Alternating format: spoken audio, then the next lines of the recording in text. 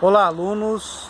Eu estou aqui no meio da mata e nesse caso aqui Mata Atlântica, e vamos retomar o assunto que é os biomas brasileiros. Seria interessante que todas as aulas que a gente fizesse fosse possível a gente ver em loco aquilo que é de verdade o assunto que é objeto de estudo na momento. O nosso objeto de estudo nesse momento tem sido os biomas brasileiros, e um dos biomas brasileiros é o que está aqui atrás de mim, a Mata Atlântica. Mata Atlântica, ela tem algumas características peculiares. Ela leva o nome em função do Oceano Atlântico, pela proximidade que nós estamos do Oceano Atlântico. Quando eu faço nesse sentido, é porque para lá fica leste. Se você observar, tem luz solar entrando aqui, isso quer dizer que na minha frente está o norte, indo em direção aqui oeste, e atrás de mim sul. Então nós estamos, só para vocês se situarem geograficamente. E aqui aos fundos um resquício de Mata Atlântica muito alterado pela presença do homem, a ponto de ser possível estar aqui no meio desse espaço aqui que já foi muito alterado, que é uma das características da Mata Atlântica. Nós temos de área preservada da Mata Atlântica apenas 5%. Todos os outros 95% já foram desmatados em função principalmente da questão da urbanização. Então, em função da urbanização, ocupou-se esses espaços que são os espaços da Mata Atlântica. Bem aqui próximo dá para observar e escutar o barulho do fluxo de carros. Passa a BR-280, que é um dos elementos presentes que traz essa profunda alteração no espaço, que é a urbanização. Então, a gente já inicia falando de um dos problemas existentes num bioma específico, que é o bioma da Mata Atlântica. Mas em Jaraguá do Sul esse espaço é relativamente preservado, principalmente nas regiões de morro. A gente observar aqui, começa a elevar a região, e é por isso que há uma certa preservação desse espaço. Por quê?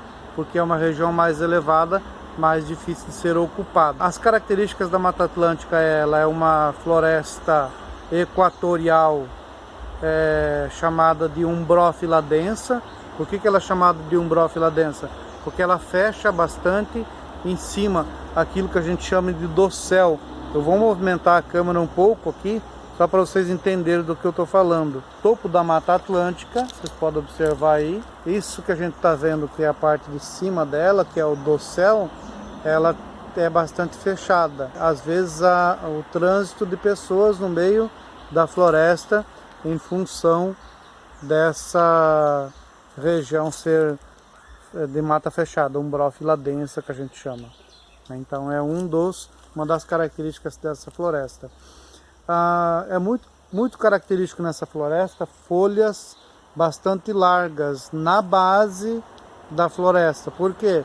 Porque os raios solares dificultam para se chegar aqui na base da floresta. Então as folhas que estão na base da floresta são folhas maiores. A gente chama de latifoliada.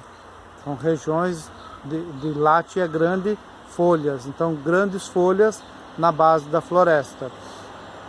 Também na base da floresta é possível perceber, dá para observar aí, aquilo que a gente chama de serrapilheira. Serrapilheira, esse material que entrou em decomposição e que fica na base da floresta, que é galho morto, bicho morto, frutos que apodreceram, árvore que caiu, né? Então forma aquilo que a gente chama de serrapilheira.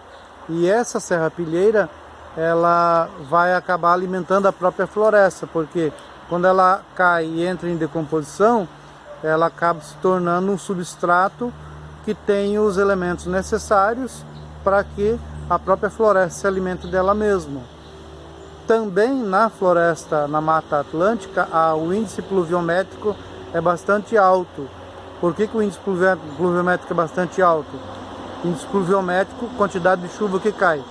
Por que ele é bastante alto? Por causa da proximidade com o Oceano Atlântico, uma grande massa de água que evapora e nesse caso pode abastecer a floresta de maneira geral. Uma outra questão a ser observada também aqui é a grande presença de insetos e de pássaros e de animais. Por que isso é possível? Porque todo o ciclo praticamente está presente. Quando a gente ouve falar que matou-se ou que se ouviu falar da presença de uma jaguatirica ou de uma onça sussuarana ou de um puma, isso é extremamente importante porque eles são o topo da cadeia alimentar e quando eles estão presentes, significa que aquele ambiente está todo ele preservado, mesmo que seja em pequenos espaços. Então, sim, são várias características que nós poderíamos estar citando, não vou citar ainda mais, deixar espaço para vocês estarem pesquisando também, porque senão o vídeo fica muito longo. Ficamos por aqui e eu vou continuar curtindo o som dos pássaros ao fundo e curtir um pouco mais da floresta, da Mata Atlântica que está aqui atrás. Um grande abraço, ficamos por aqui. Até a próxima.